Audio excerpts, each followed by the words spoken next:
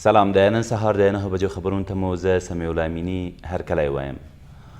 ولسمشر غني په کابل کې د ملګرو ملتونو استازولۍ او د امریکا سفیر په کابل کې پر یو ملکي دفتر د طالبانو تېره ورځنی ډلییز برید وغانده. ولسمشر غني دغه برید نه بخښونکی جنایت بللی او طالبانو ته په خطاب کې ویلي چې باید د افغان ولس د سولې غږ ته مثبت ځواب ووایي. ګنې له دې پرته به د افغان ځواکونو له لوري سخت وځپل شي. په کابل کې د ملګرو ملتونو استازولۍ ویلي دا برید ډیر خواشینونکی دی چې د روژې په مبارکه میاشت کې پر داسې اړخ شوی چې ملکیانو سره مرستې کوي او امریکا سفارت ویلي چې پر داسې یوه دفتر چې له افغان ولسه ملاتړ کوي برید بېمانا کار دی. ویل کېږي د کابل ښار د 10مې ناحیې اړوند د کاونټر پارټ په نامه پر یوې خیریه مؤسسې د 15 طالبانو په ځانمرګو او وسلوالو بریدونو کې د یوې مېرمنې او یوه پولیس په ګډون 15 ولسي وګړي وژل شوي او 40 نور ټپیان دي او د یاد دفتر نږدې 200 نور کارکوونکي ژغورل شوي دي.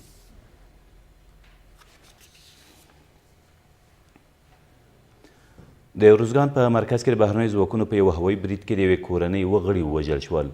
سیمه ییز چارواکي وایي په دغه پیښه کې چې تېر مازدیګر د ټینګ ښار په چینو سیمه کې رامنځته شوې د یادې کورنۍ یو بل ماشوم هم سخت ټپي شوی دی. د ارزګان د مرکزي روغتون مشر زیاتوي په وژل شویو کسانو کې 2 مېرمنې 3 ماشومان او 2 نارینه شامل دي.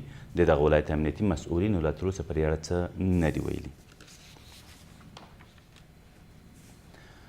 د امریکا او طالب استازو ترمنځ د سولې په موخه د خبرو لړۍ به نن هم د قطر په دوحې ښار کې دوام وکړي. په قطر کې د طالبانو د سیاسي دفتر ویاند ویلي په دغه خبرو کې به له افغانستان د بهرنیو ځواکونو پر وتو او دا چې د افغانستان خاوره به د هیڅ هیواد پر وړاندې نه کارول کیږي تمرکز وشي او په وینا یې روانې خبرې مثبت لور ته روان دي او یو څه پرمختګ هم شوی دی.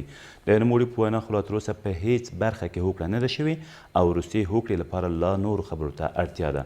ویل کېږي د امریکا او طالب استازو ترمنځ د سولې په موخه د خبرو شپږم پړاو 9 ورځې مخکې پیل او اوس هم دوام لري.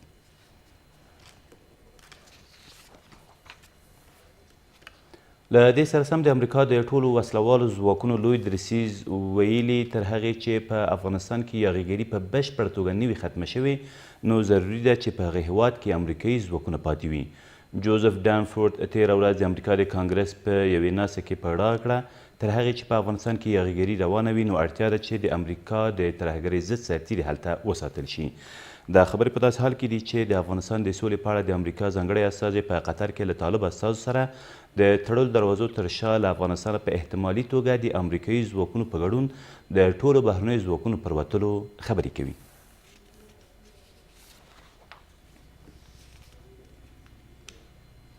او د ملي امنیت سلاکار تېره ورځ د باګرام بندخونې له بېلابېلو برخو لیدنه وکړه.